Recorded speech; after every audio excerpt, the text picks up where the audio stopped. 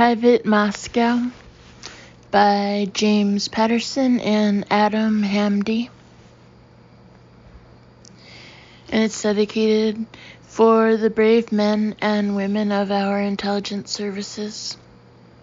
Chapter 1. Remember Dunker training at Pendleton? There was a smile pinned to Carl Parker's face, but his eyes made a liar of his mouth. Something was wrong, and as we waited for our breakfast to arrive, I wondered when he was going to share the real reason he contacted me after so many years. Yeah, Hudson almost drowned, I replied, recalling the hollow underwater egress training we'd undertaken at Camp Pendleton, just outside San Diego. The Marine Corps had a chopper fuselage in a deep-water pool at Pendleton that was designed to be almost impossible to escape. It was intended to train Marines how to survive a crash at sea, but with an escape rate of less than 10%, it just hammered home the very real prospect of dying if your bird dunked. You looked like you were crying, but you were so wet it was hard to tell, Carl said. I swallowed half the pool, so a little water might have leaked out of my eyes. Leaked? Carl's laugh was genuine, but it only served to accentuate the shift of mood that followed. His smile fell away, and he looked as though he was plucking up the courage to tell me something. Carl Parker had been my Marine flight instructor and was one of the straightest shooters I'd ever known. The kind of guy who'd not only confess to chopping down the tree, but who'd also tell you exactly how many cherries he'd eaten from it first. Whatever he had to say was clearly troubling him.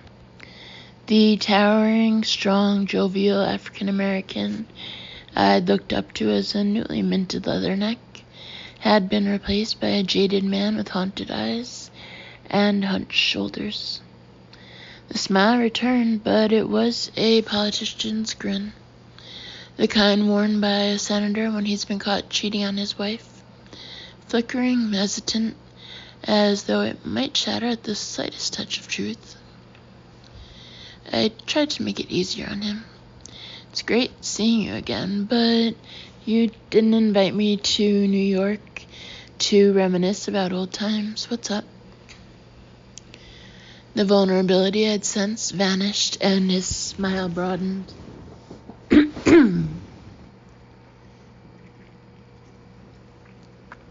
Up? Nothing's up. I wanted one of my oldest friends here to celebrate. Remind me just how far I've come. Carl's business, Silverlink International, was one of America's most successful telecom companies, and today it would be listed on the New York Stock Exchange. Carl had been invited to ring the opening bell to mark the occasion. It seemed strange that he'd chosen to start this momentous day with me, rather than his wife Victoria, his son Kevin, or any of the thousands of people who work for him. We were old friends, but I'd lost count of the number of years that had passed since we'd last seen each other. Come on, Carl, I said. I know up from down. You didn't in that hello training tank, he tried, but the attempted joke fell flat. His smile vanished, and he looked away, troubled. Jack Morgan, war hero, superstar detective, patriot. Was there a hint of sarcasm in his voice? You always were a smart one. I should have known I couldn't put anything past you. He fixed me with sad eyes. I've run into some trouble, Jack. I need someone to watch my back. I was puzzled. Carl had a 4-man security detail stationed in the lobby of Augustine, the upmarket brasserie in the Beekman Hotel where we'd met for breakfast.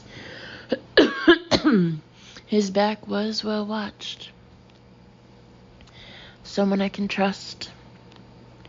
You want to tell me what's going on? I asked.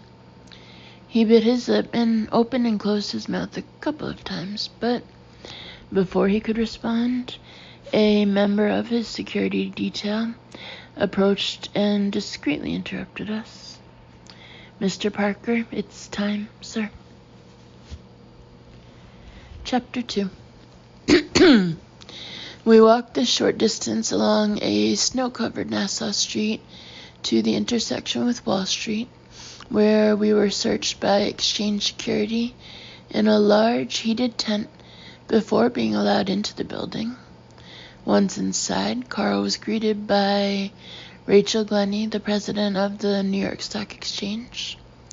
She gave me a cursory hello, I wasn't the billionaire, and led us onto the exchange floor, where dozens of financial movers and shakers milled around the trading stations.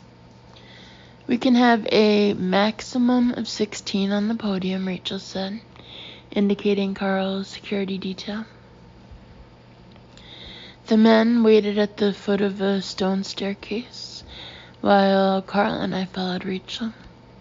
We climbed the steps to a podium where Carl's wife, Victoria, a beautiful, accomplished woman 10 years his junior, waited with their bored-looking 17-year-old son, Kevin, and a dozen Silverlink executives, lawyers, and bankers who'd advised on the deal.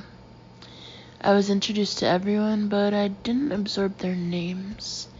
I was still puzzling over why, on this, one of the biggest days of his life, Carl had invited me for breakfast rather than spend it with his family and friends. I couldn't shake the feeling he'd planned to tell me something, but had balked at the last moment. Standing on a rostrum high above the booths and clusters of screens that cluttered the trading floor, I could sense the anticipation of those around me. The lawyers, bankers, and executives stood to make millions, but Carl, Silverlink's majority stockholder, stood to pocket more than $25 billion from the listing, making him one of the richest men in America. Maybe there was some truth in his having invited me to remind himself just how far he'd come. Carl was from humble beginnings, and the busy trading floor, packed with financial movers and shakers, was about as far as it was possible to get from Clarion, Iowa, the small town where he'd grown up. It was almost 9:30 a.m., and Carl stepped away from Rachel Glennie to take his place by the oversized gavel and sounding block. Next to them were a control panel and a large button that activated the New York Stock Exchange's famous rotary bell. "You ready for this?" I asked. Carl looked at me with sad eyes and an even more forlorn smile. Of course. But I knew he was lying. And then, suddenly remembering the eyes of the world were on him, honest Carl was replaced by the grins and chuckles fake. "You going to hit this thing?" He waved the oversized gavel at his son, and Victoria ushered the reluctant teenager forward. "Give it a good smack," Carl said as he handed the giant hammer to the boy. The clamor in the marble hall rose a pitch as traders gathered around the podium. Rachel Glennie checked the time, and as she stepped forward, many of the traders closest to us stopped what they were doing and looked up. "Good morning, ladies and gentlemen," Rachel said. She was wearing a suit that looked as though it cost more than most family cars. She exuded refined elegance, but her voice carried like the cry of a New Jersey market trader. "We'd like to celebrate the listing of Silverlink International by inviting the founder and chief executive, Carl Parker, to ring the opening bell." Carl placed his hand on the large button, and kept his eyes on the clock. An image of the rostrum was broadcast on screens throughout the vaulted hall, and the traders applauded and cheered. Men and women in suits gathered around the J.P. Morgan and Goldman Sachs booths that were immediately to the left and right of the rostrum, clapping and yelling their congratulations. Silverlink stock was a new product, and more product meant more money. 10, 9, 8, Carl said, counting down the seconds. Here goes. He raised his hand theatrically. It never touched the button again. A gunshot echoed off the marble walls, silencing the cheers, and Carl tumbled back with a single smoking hole in his skull. Chapter 3. Victoria screamed and rushed to Carl's side. Kevin dropped the gavel, which tumbled onto the trading floor 12 feet below. He froze and looked in horror at his father's lifeless body. Carl's team of bodyguards raced to the stairs that would bring them to the podium. "Get down," I yelled, tugging Kevin behind the marble balustrade that lined the perimeter of the rostrum. Carl's colleagues followed my lead, while the trading floor erupted in pandemonium as millionaire financiers and their employees fought each other for the quickest route to the exits. I was numb with shock, but years of training kicked in, and part of my mind swiftly adjusted to the new reality. Someone had just shot my friend with a small caliber firearm, which meant they had to be close. I suppressed my rising grief, peered over the balustrade, and focused on pinpointing and neutralizing the danger. I scanned the trading floor, and amidst the noisy panic of the stampede, I saw one man standing perfectly still, his cool eyes on the rostrum. He wore the navy blue uniform of an exchange security guard, but his trousers and jacket didn't fit right, and unlike the guards who'd searched me in the tent, he wore heavy boots instead of smart shoes. He just stood there, watching and waiting, and then it hit me. Carl's body had fallen behind the balustrade, which was wrapped in a New York Stock Exchange banner. An assassin couldn't be certain of a kill until a third party gave some kind of confirmation. This man was waiting to be sure his bullet had struck its intended target. He must have sensed me watching him, because at that moment his gaze shifted and he stared directly at me. His face seemed out of proportion, as though his features had been changed by prosthetics. Only his eyes told the truth, and I had encountered enough stone-cold killers to know when I was looking at one. I jumped over the balustrade, and the assassin started running the moment my feet hit the marble trading floor. I pushed past panicked traders, and up ahead, I saw the assassin doing likewise. Men and women were knocked to the floor as the desperate killer tried to outrun me. I followed the assassin through the crowd and saw him burst through the doors onto Broad Street. He sprinted toward the security tent and shouted something at the two guards who were on their way to deal with the growing crowd of evacuees. "He's the shooter!" I yelled as the guards turned toward me.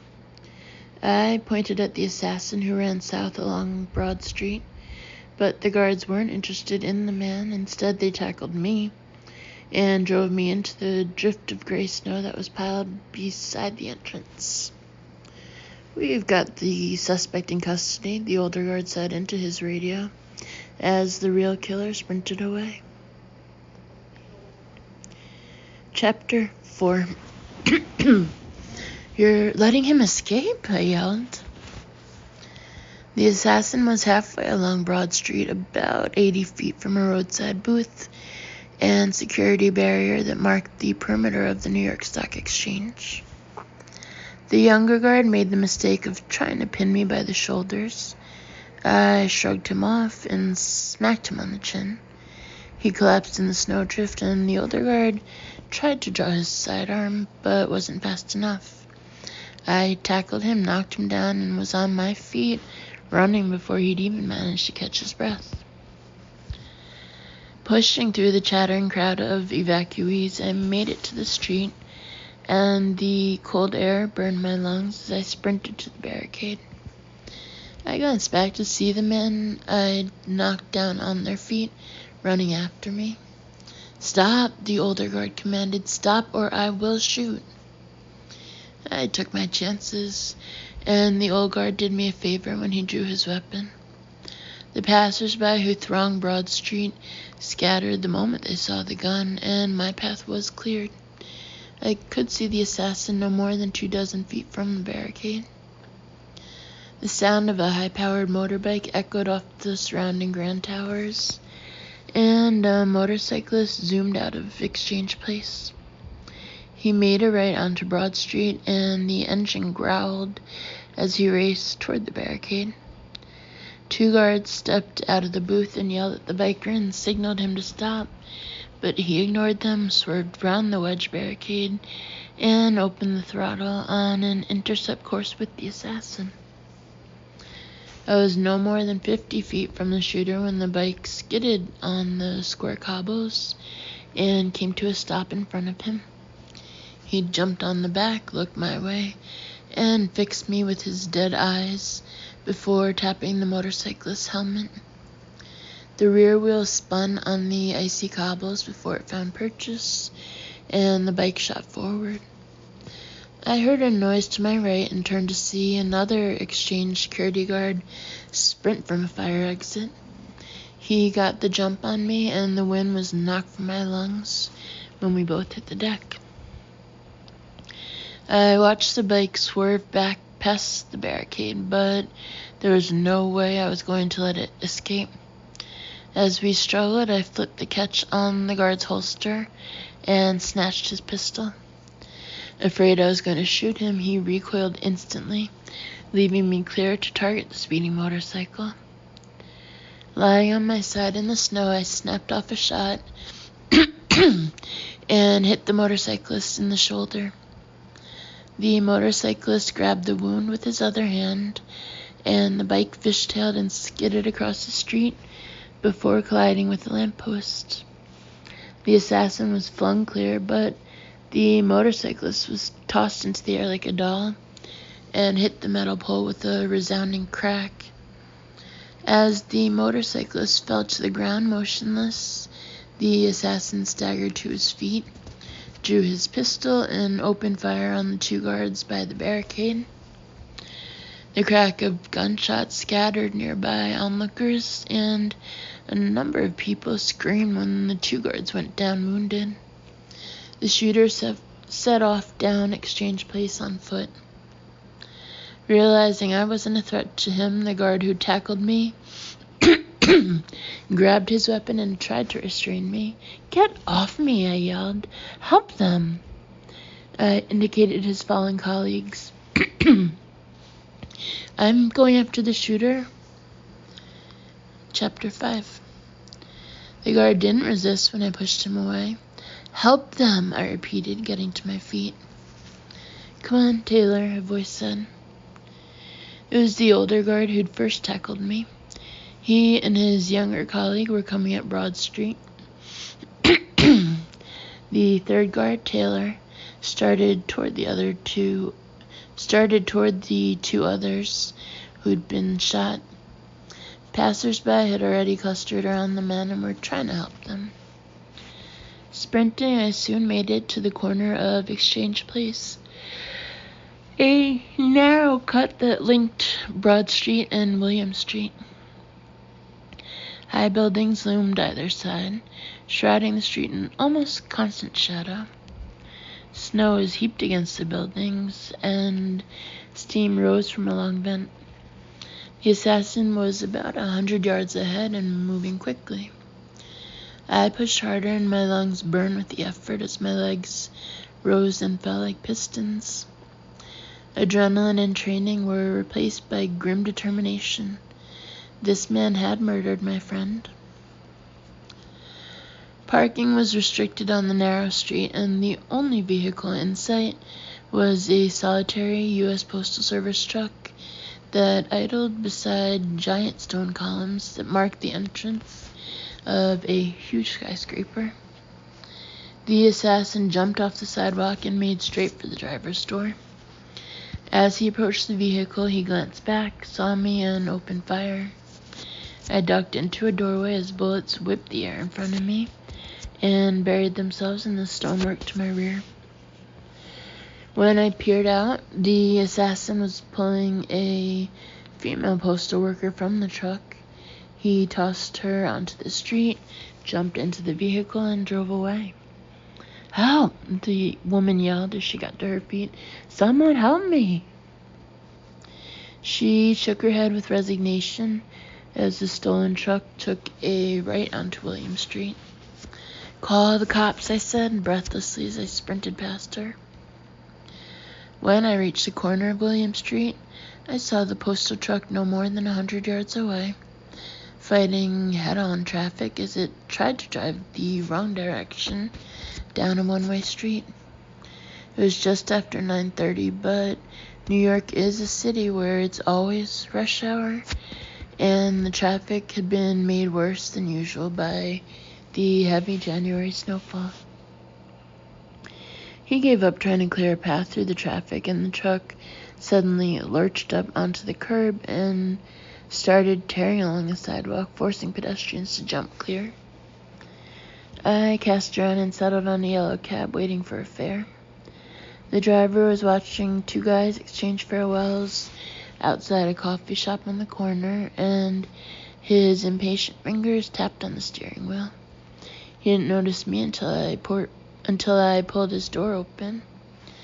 "What the?" he said, but my hands were already on the collar of his sheepskin jacket, and I yanked him out.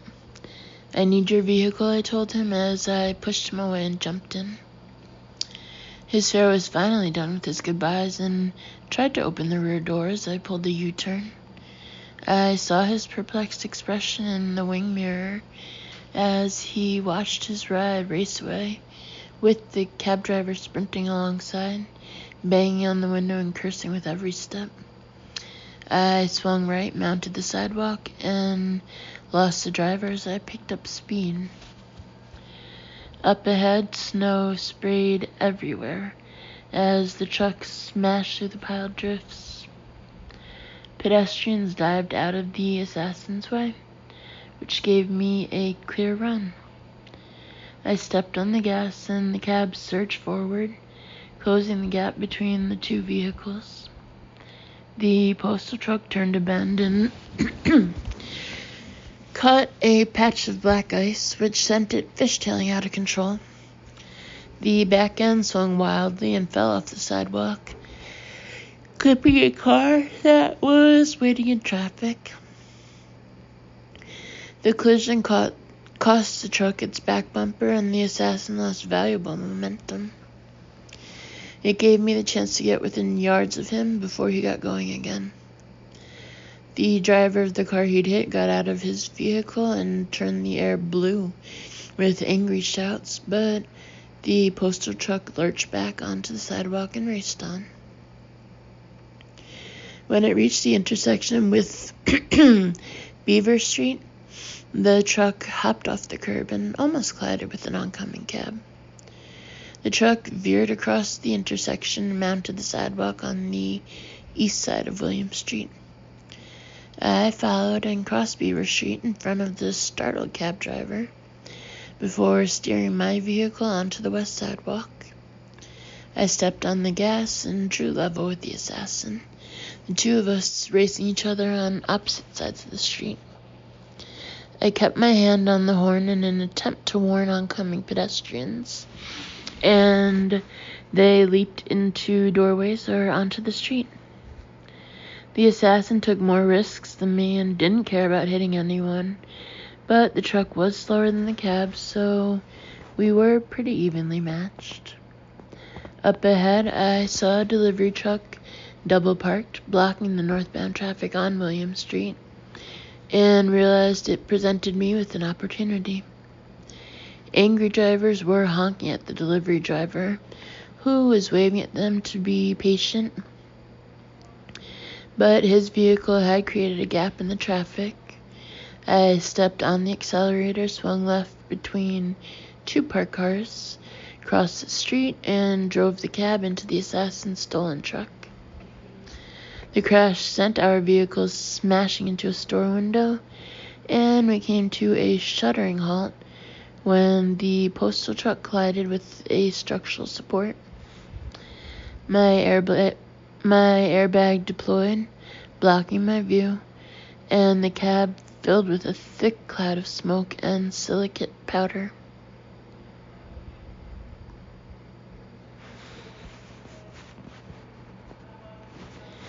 Chapter 6. I was winded, but otherwise uninjured. I gasped in a lungful of air, pushed the airbag away, and jumped out of the cab.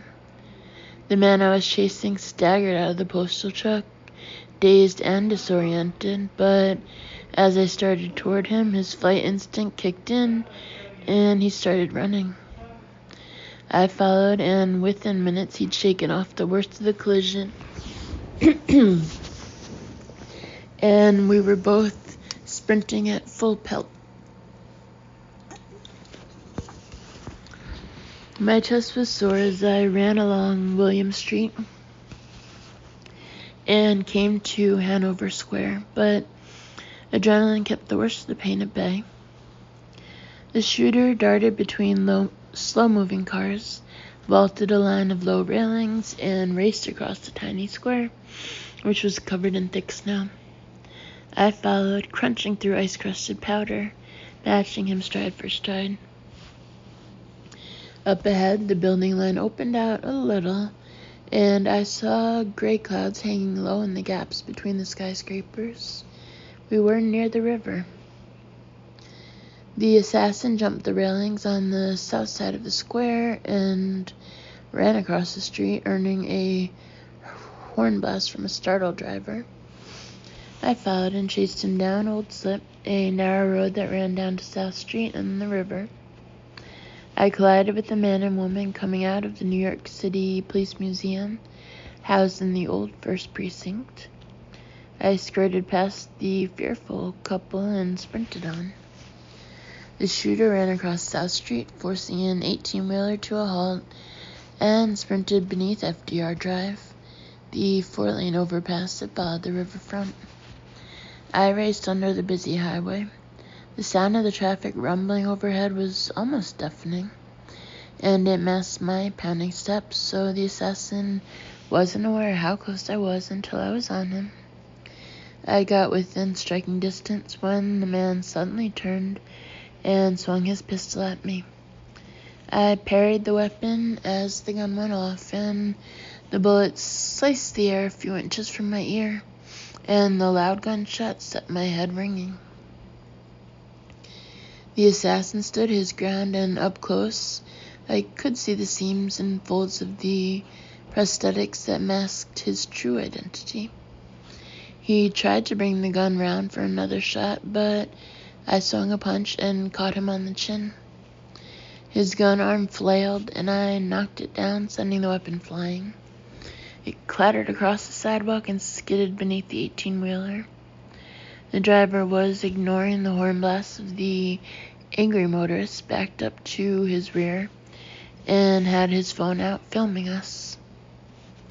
The shooter came at me with a combination of punches that made me realize I was dealing with a skilled combatant.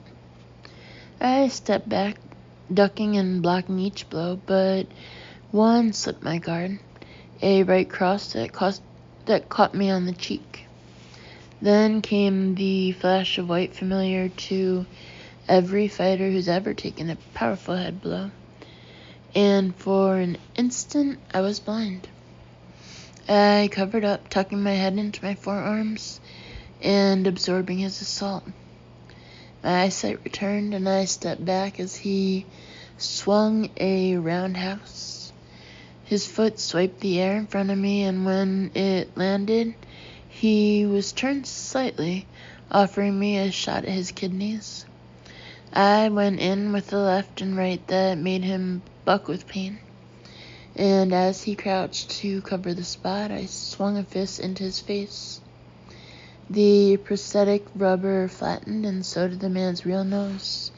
He had no nasal bones, so there was nothing to break. A gunshot rang out from the other side of the road and echoed beneath the overpass. I glanced in the direction of the sound and saw a man in jeans and a thick leather jacket trying to target me with a pistol. He shot again, and this time wasn't too far off hitting me. I put the assassin between us and ran for cover behind the 18-wheeler. The driver ignored me and kept his phone pointed at the shooter who was trying to pick me off. I heard the bullets hit the trailer as I took cover behind it. The driver must have thought things were getting too hot because the truck shifted into first, and an instant later it lurched forward. As I watched my cover drive away, I desperately searched for an alternative, but when the trailer cleared my line of sight, there was no sign of the assassin or his accomplice. I ran beneath the highway and reached a cycle path on the bank of the East River. I looked right and saw the two men slow to a walk as they approached a chopper at the Manhattan heliport. The red Bell 407 was on one of the pads on the jetty that protruded into the river, and its blades were turning. The moment the assassin and the guy in the leather jacket climbed aboard, it took to the sky. I stopped running and caught my breath as the chopper followed the river in front of me. I saw the assassin watching me from inside the aircraft and made myself a silent promise. We would meet again. Chapter 7. I was shivering by the time I reached Broad Street. My coat was in the exchange cloakroom, and my Balani custom-fitted suit didn't offer much protection against the bitter chill of a New York winter. My chest was sore from the car crash, and after all the exertion, each breath was like inhaling jagged shards of ice. 2 ambulances were at the intersection with Exchange Place, and teams of paramedics were administering first aid to the guards who'd been shot. The calm, measured air of the medic suggested serious but not critical injury. I hurried behind the gathered crowd and headed south along Broad Street before the trio of security guards who'd tackled me noticed my return. They were standing with a group of 30 or so onlookers, many of whom had their phones out and were filming the ongoing medical treatment. I walked toward a police cordon that had been established 50 yards from the Exchange's Broad Street entrance and flashed my credentials at one of the uniformed cops. "Jack Morgan, private," I said. "The victim, Carl Parker, was a friend." The cop nodded me through, and I walked toward chaos. A couple of hundred traders and support staff who'd been in the Exchange at the time of the shooting had been corralled into a space by the entrance.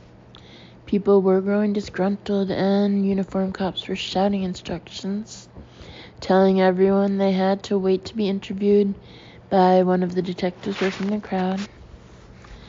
The mood was turning ugly as many of those who evacuated from the building weren't dressed for the freezing cold. Coats were being brought out and blankets provided, but not quickly enough for the most vocal members of the crowd. A fleet of emergency vehicles was parked on Wall Street, and their flashing lights colored the surrounding buildings. News trucks were arriving, and a couple of camera crews were already setting up. A growing crowd was gathering beyond the cordon on Wall Street. Passers-by who suddenly found their route through the city blocked mixed with gawkers eager to satisfy their hunger for sensation. I'd worked too many cases to kid myself about the allure of the macabre, but this incident was personal, and I wanted all the phones and cameras to disappear, and the people who'd suffered such great loss to be left in peace. I caught sight of the two people suffering most. Victoria and Kevin Parker were led through the Broad Street exit and ushered past the tent toward the line of waiting emergency vehicles. "Victoria," I called out, jogging over. She turned, but it was an automatic action, like a rabbit in the path of an oncoming truck. She gave no hint of recognition and seemed stunned by trauma. Kevin wore the same blank expression, and their eyes were raw with tears. They were being shepherded by a couple of uniforms and a plainclothes detective. "Victoria," I repeated as I reached them, "I'm so sorry." "It's okay," she said, but her voice suggested otherwise. It was pained and cracking. I still wasn't sure she'd recognize me. "Where are you taking them?" I asked the detective, an earnest man of Latin American extraction who looked as though he'd been prematurely aged by the job. It was a quality I'd noticed in the eyes of cops, doctors, and soldiers, a depth and wariness that accompanied a life on the edge. Before he had the chance to answer, I heard a voice behind me. "That's him. That's the guy who assaulted us." I turned to see the older security guard who tackled me, talking to a female detective with hawkish eyes and a stern, suspicious face. "Rick," she said, "this man fled the scene right after the shooting." The uniformed cops helped Victoria and Kevin into an unmarked car. "What's your name?" the earnest detective Rick asked. "Jack Morgan." "I'm going to need you to come with me, Mr. Morgan," he said, looking me up and down. I could only imagine how disheveled I appeared after the chase and fight. "Am I under arrest?" "Not if you come willingly," he replied. The old voluntary custody hustle. Favored by cops the world over when they were faced with a borderline collar and didn't want a paper trail that might screw their figures. I didn't object. I had a ton of eyewitness evidence to share, and at least I'd be warmer in the precinct than the people being interviewed on the street. "Okay," I said. "Wise man," Rick replied, before he walked me to a nearby patrol car. Chapter 8. Without effort, you cannot pull a fish from the pond, Yana Petrova thought as she trudged along the frozen pavement. Deep snow lay all around her, and the slabs were covered with ice crystals that sparkled in the streetlights. This was Moscow at its most beautiful, the city's sins concealed beneath cleansing powder. The thermal leggings Yana wore beneath her jeans did little to ward off the chill, and her goose-down coat wasn't much better. She imagined how warm she'd be if she'd refused Mickey's offer of a date and had instead gone straight home after her shift. She could have caught a cab from the office to their rendezvous, but travel by vehicle was fraught with danger. Cars could be booby-trapped and trains packed with knife-wielding assassins. Yana preferred to walk. At least she could see danger coming. Her antisocial hours meant she often trudged deserted streets, which made potential threats easier to spot. If she ever saw a man coming toward her, she tightened her grip on the PSM pistol concealed in her pocket. Her uncle had given it to her many years ago for protection, but he could have no idea who or what she'd need protecting from. Yana's colleagues thought her a strange loner, but she could never tell them why she preferred the late shift or why she was so paranoid about her personal safety. So she lived a lonely existence as the office weirdo and had to resort to online dating in an attempt to meet someone who might accept and love her. Yana's breath vaporized as it traveled through her scarf and met air that was so cold she thought the tiny cloud might solidify, but as it cleared she saw the lights of her destination, the Boston Seafood Grill, an upmarket restaurant that was one of the few late-night eateries still open in the Begovoy district. Yana hurried across Lesnaya Street and went inside. "Good evening," the hostess said. "Bitter night." Yana nodded. "I'm meeting someone." She scanned the faces at the bar. "Can I take your coat?" Yana handed it over. "There he is," she said, recognizing Mickey from his profile picture. His dark blue suit and white shirt were evidence he'd made an effort. He had pale skin and jet black hair, and was leaner than his photo suggested, but his brown eyes were just as warm and welcoming as the picture had led Yana to believe. He caught sight of her as she approached the bar, and she saw a flash of appreciation. She'd made the effort, too. Her tight jeans clung to her toned legs, and her sheer black top revealed a figure-hugging bodice that didn't leave much to the imagination. She felt a number of male eyes on her as she crossed the room, and she brushed them away with a casual toss of her auburn hair. She smiled as she took the stool next to Mickey. "Good evening, Yana Petrova," he said, making no attempt to be subtle as he looked her up and down. She didn't mind. It was nice to feel desired after such a long dry spell. "Good evening, Mikhail Titarenko. It's nice to finally meet you. Thanks for agreeing to eat at such an antisocial hour." "No problem," he replied, and he seemed to genuinely mean it.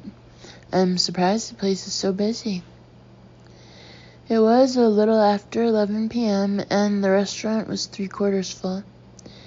Yana glanced at the young Muscovites who were full of easy confidence and flush with money.